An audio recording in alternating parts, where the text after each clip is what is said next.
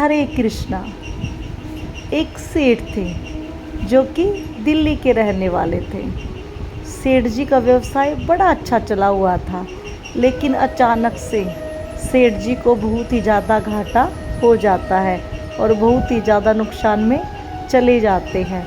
तो सेठ के एक मित्र ने बताया कि तुम वृंदावन चले जाओ, वहाँ पर एक पंडित जी हैं, गोस्वामी जी हैं, जिनका नाम कल्याण देव है। काफ़ी अच्छे गोस्वामी जी हैं, तुम्हें कोई ना कोई तरीका ज़रूर बताएंगे जिससे तुम्हारा व्यवसाय दोबारा से अच्छा हो जाए। तो यह बात सुनने के बाद सेठ जी चल देते हैं वृंदावन की ओर और वहाँ जाकर कल्याण देव जी से मिलते हैं और अपने व्यवसाय की स्थिति के बारे में बताते हैं कि संत महाराज, मेरे व्यवसाय में ऐसे ऐसे घाटा हुआ है और बहुत ज़्यादा नुकसान पड़ गया है।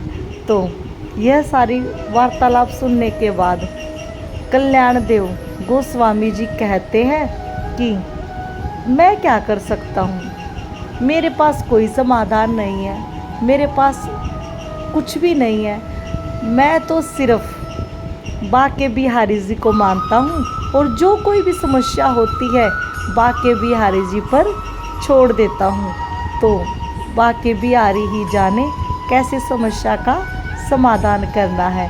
तो गोस्वामी जी इन सेठ को लेकर बाके बिहारी मंदिर में चले जाते हैं। मंदिर में जाकर कल्याण देव जी कहते हैं कि सेठ जी, जो कोई भी समस्या है सारी समस्या बाके बिहारी जी को सुना दीजिए, ये आपकी समस्या का समाधान अवश्य ही करेंगे। तो अब जैसे ही सेठ जी बाके बिहारी जी को देखते हैं तो देखते ही रह जाते हैं, निहारते ही रह जाते हैं और इतनी ही देर में पर्दा लग जाता है। तो अब कल्याण देव महाराज पूछते हैं कि सेठ जी, अपनी समस्या बाके बिहारी जी को बता दी? तो इस बात पर सेठ जी कहते, नहीं, मैं तो निहारते ही रह गया, अब दोबारा से पर्दा हटेगा तो बताऊंगा। फिर दोबारा से पर्दा हटने की प्रतीक्षा करते हैं और जैसे ही पर्दा हटता है, राधे राधे, श्री कुंज बिहारी श्री हरिदास, बाके बिहारी लाल की जय हो की गूंजों से पर्दा हटता है। तो सेठ जी अपनी सारी समस्याएं बाके बिहारी जी के सामने रख देते हैं और अब सेठ जी कल्याण देव जी से मिलकर वापस घर आ जाते हैं और धीरे धीरे घर की आर्थिक स्थिति और सेठ जी का व्यवसाय ठीक होने लग जाता है। तो सेठ जी बहुत ही ज़्यादा खुश हो जाते हैं और अब समय समय पर सेठ जी बाके बिहारी मंदिर में वृंदावन आते जाते रहते हैं। अब कुछ वर्षों के बाद सेठ जी को बुढ़ापा आ जाता है, जिसके चलते अब सेठ जी में इतनी हिम्मत नहीं रहती थी कि वो दिल्ली से वृंदावन तक जा सके।